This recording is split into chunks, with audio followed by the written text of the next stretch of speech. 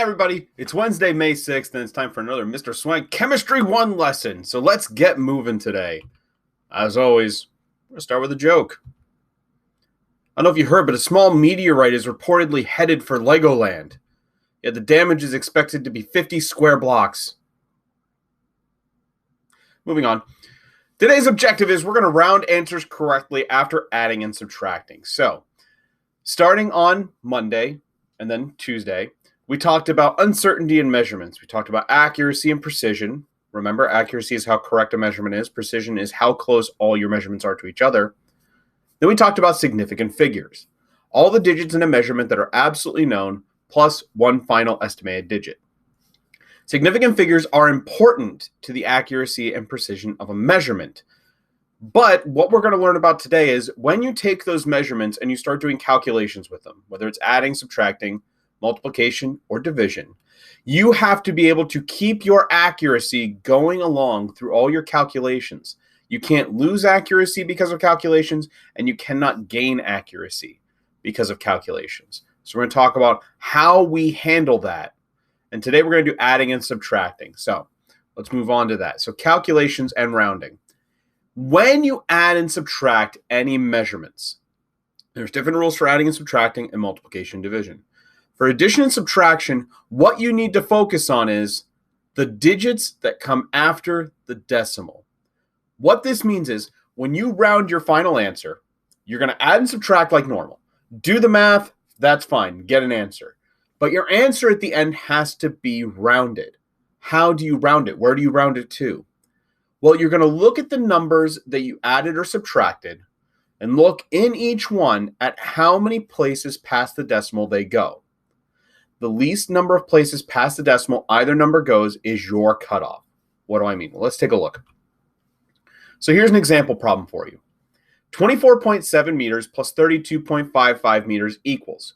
So what do? Well, you know what? Just do the math. Just go ahead and add them together and get an answer.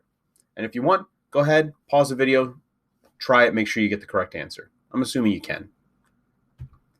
You should have gotten 57.25 meters. Okay, no problems there, right? Now, what do we do about rounding? Well, it says that we're going to use the least number of digits after the decimal. So you go back to the numbers that you added or subtracted. In this case, we added. And we go to the end of the number where the decimal is, right here, and we count the number of places past it the number goes.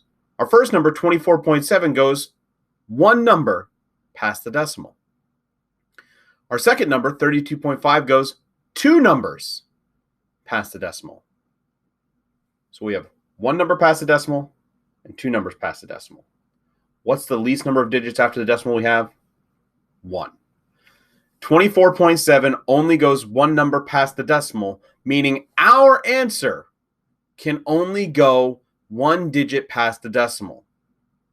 That's where our cutoff's going to be. Our number can't go past that line.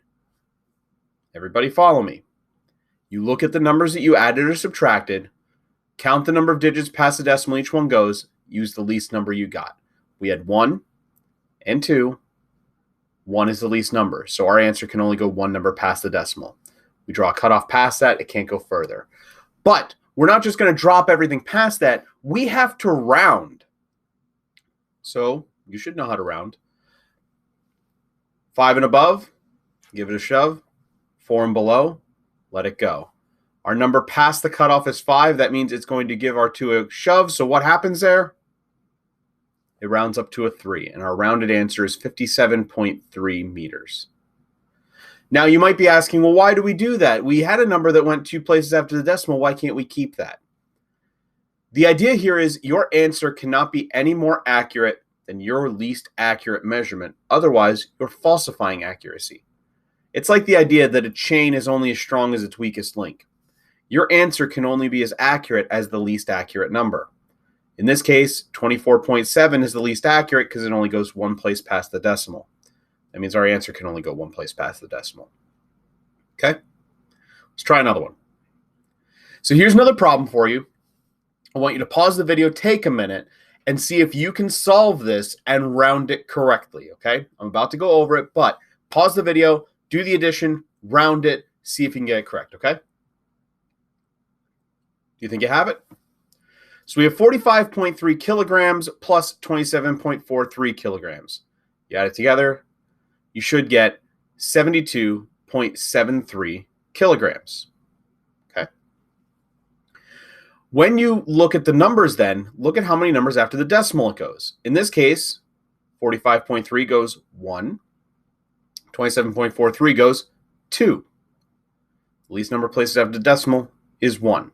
That means our cutoff, right past the 7. Our answer can only go one number past the decimal because 45.3 only goes one number past the decimal. Okay? We look at the number right past the cutoff here, 3. Remember, 5 and above, give it a shove. 4 and below, let it go. This is in the 4 and below category, so what's going to happen to the 7? Going to let it go, and our answer rounds to 72.7 kilograms. Okay. There you go, guys. That is how you effectively round your answers when it comes to adding and subtracting. Now, a couple of things. You'll notice that in both my problems, I had metric units. In my first one, there were meters. My answer still had units in the end. You need to make sure you keep your units. Same here. We had kilograms in the second one. I ended with kilograms. Don't forget to keep your units. It's important. Okay? And one other thing to bring up. If any of the numbers you are adding or subtracting don't have a decimal place, remember that the decimal is at the end of the number. If there's no numbers past it, then your answer should round to have no numbers past the decimal. Okay? Guys, there's an assignment posted up there. Give it a shot. If you have any questions, double check the video, comment on the post, email me, however you want, but I'll be checking that work then. I hope you all have a great Wednesday, and I'll see you all tomorrow.